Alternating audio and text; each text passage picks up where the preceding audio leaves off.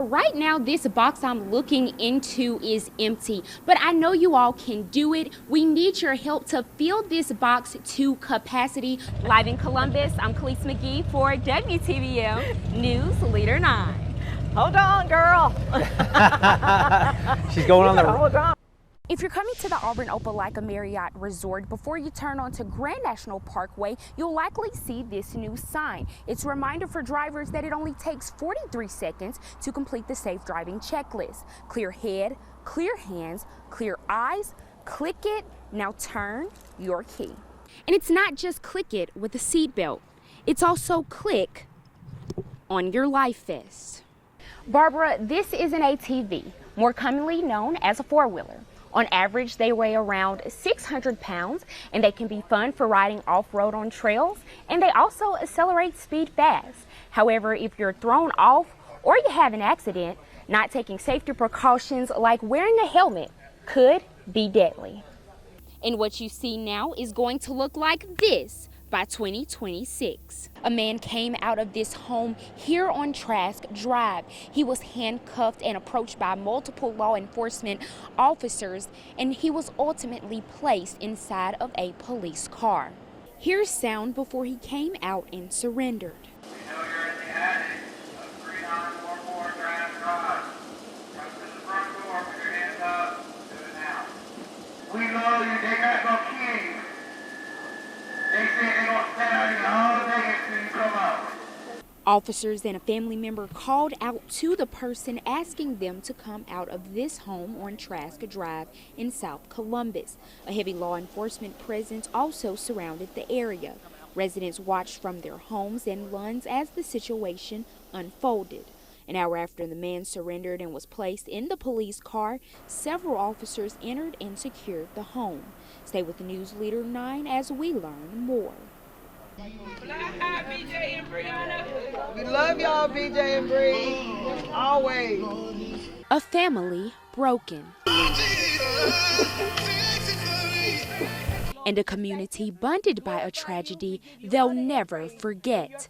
Flames engulfed this home here on Ira Parks Way Sunday morning with a mother and a twin brother and sister inside. The mother is recovering at an Atlanta hospital, but her children were not so fortunate. I went to work on Monday. I couldn't stay there. Just knowing that we lost them, I prayed so hard for them to get out the house. They did, one of them, but the other didn't. And just knowing that Bree was there, it killed me here. 10-year-old Breon Childs died when he arrived at the hospital, but his sister Brianna was found dead inside the charred home. Walk out, the first thing I look at is up here, like wide old babies. I always laugh about Bree. She was the little girl. She was just amazing. She loved animals. She loved dogs. She loved cats. So she was a very amazing little girl. Victoria Favors and other neighbors planned this candlelight vigil Friday night in front of the home. We just wanted to show our love for the family, for the father and the mother especially, and for those kids. No, it will not bring the kids back, but we just want to show that we support Jamie and her family and the father's side of the family. As this family and community mourn, they are leaning on each other for healing.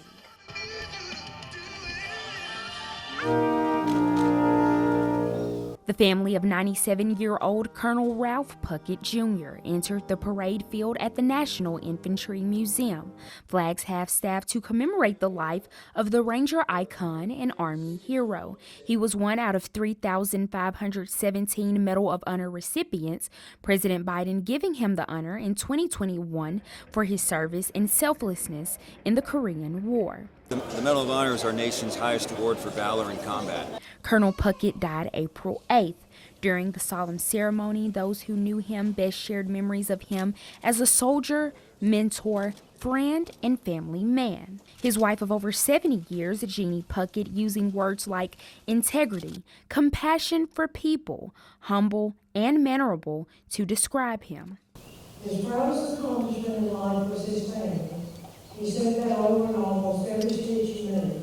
Among the crowd of over 1,000 were state officials like Georgia Governor Brian Kemp. Service above others and above self, and I think that just really speaks to what Colonel Puckett did. At the end, former and present Rangers stood and repeated the Rangers' creed. Colonel Jim Kersey says he lived above and beyond the expectation of a Ranger. He shares his own experience when he was a brand new officer with the Ranger Regiment. I didn't seek him out, but he found me, and he challenged me unprompted, spent probably 2 hours with me, coaching me up. And then later on, I would go on missions with him in Afghanistan and see him in the full spectrum of what he does for the Ranger Regiment. And he never changed. I'm Kelis McGhee reporting for News Leader 9. Faces painted or mask on. Comme l'on dit en français, laissez les bon temps rouler. Rolling onto the plains, people packing and lining the streets on each side for the 2024 Crew de Tigres parade on Saturday. This year's theme, Paradise on the Plains. Probably a lot of lays, so a lot of luau stuff, so we'll see. But all groups still showing their own individuality. Celtic Traditions School of Irish Dance in Opelika was one participant among others. It's wonderful to have events like this. It really brings the community together. From a dance teacher point of view, it gives us a really fun event to look forward to. It's just great community engagement. Some threw beads, stuffed toys, or moon pies, while others showed off their groovy moves down Thatch Avenue.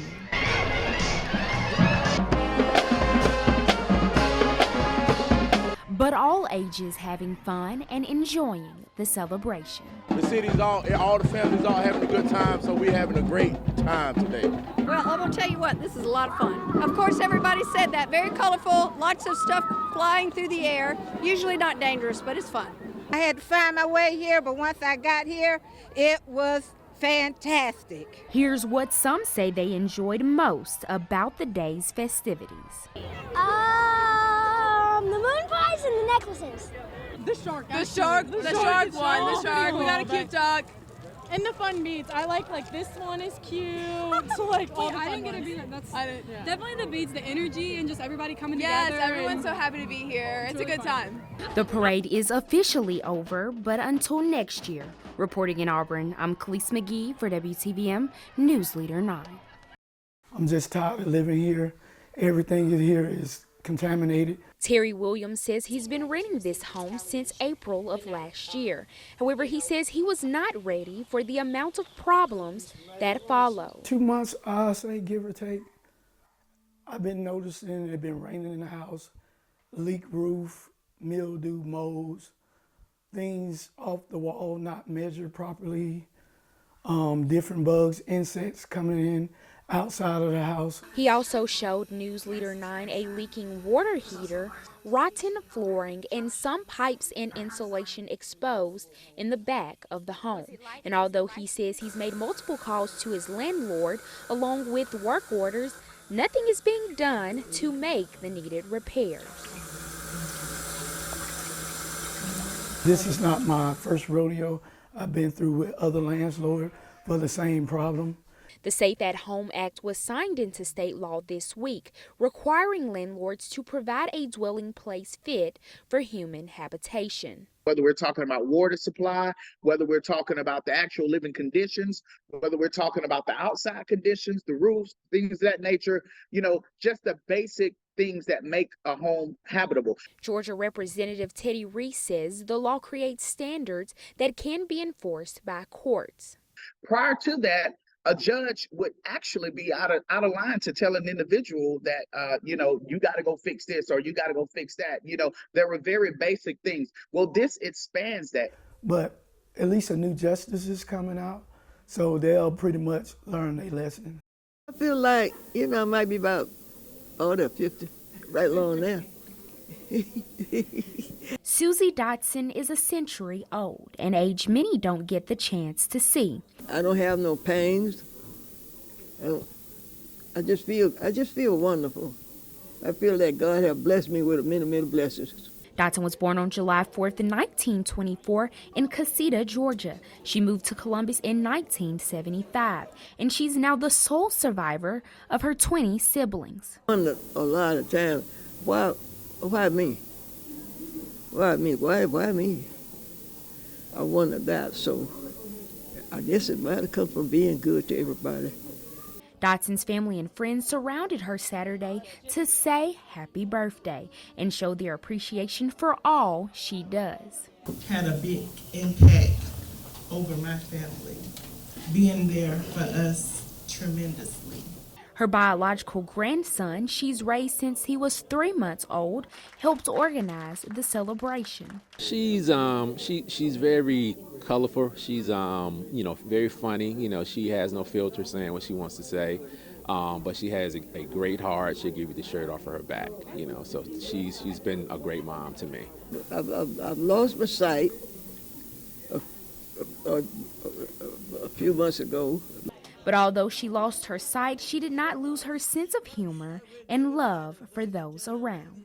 I love people, and I love to be around them. I love to laugh with them. I can't see nobody, but you can say things that make me feel good, and make me tickle, laugh, make me laugh. I laugh a lot. And she has a word of wisdom on one way to have a long life. I think we all should, get together and love each other. I think we should not hate each other. The spider web on Buena Vista Road may look easy to pass through until these lights begin to flash. The train just stopped at a halt like for 30 minutes at a time. Sometimes it go backwards, sometimes it go forward, and then go backwards. Columbus native Kay Nixon says the train has always been a problem for drivers, causing delays or leading them to spend more time taking an alternative route. When asked the longest time she's been stopped, a good 45 minutes to an hour. Columbus voters passed a Transportation Special Purpose Local Option Sales Tax, or T-SPLOST, in 2012 to help bring a solution to the issue. Since then, Phase 1 of the over $40 million Spiderweb project is completed. We completed Phase 1 in August of 23, which included the roundabout at Annette and Martin Luther King and the new signal in Annette, and most of the majority of the utility relocation. Did a lot of clearance work. They removed an old school, a warehouse, a parts store, a Circle K disappeared.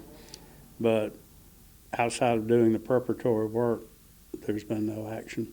The second phase of a bridge being built over the railroad crossing is yet to be finished. We had to go back and revise the construction plans and remove some redundant items that had already been completed.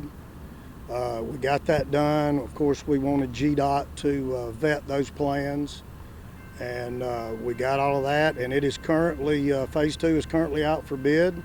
Overall, residents say they are ready to see complete a project. It should be a bridge there by now. I want to see the construction get completed. Take a look at these people standing with a blank white sheet of paper. They pledge to help bring justice to human trafficking and help survivors write a new story. There's a blank page for you and for me. Pamela Viale is one who stood up at the Alabama to the Rescue human trafficking awareness event at the dwelling at Auburn Heights. Translating for her is Melissa Roman. I did stand up. Of course I stand up, because it's not only about the donation. It's about the need that you need to stand up for others and help others. Human trafficking activist in the United States and Mexico, Rosie Orozco, was the speaker. She shared her experiences with survivors and information about the types of trafficking, ways it happens, and reasons it may be hard to escape. When I arrived, I saw one of the girls that we had in our shelter who lives in Atlanta because she was a victim of human trafficking, being raped up to 60 times a day. And she now is free. She then called everyone to action. You can prevent, you can go to the shelters and help, you can open a 501c3 and help more survivors. Leaving people with tips to combat human trafficking in their area. I think the event was great because it brought awareness. El saber tanta necesidad de tantas personas. To realize that there's so much need with so many people, or for other people that are destroying their lives, has really truly touched my heart in so many ways. We need to become more aware and do our part as individuals. So what I would challenge everybody is that we can make a difference as long as you are willing to step out and to help individuals. Kelis McGhee reporting for WTVM News Leader 9.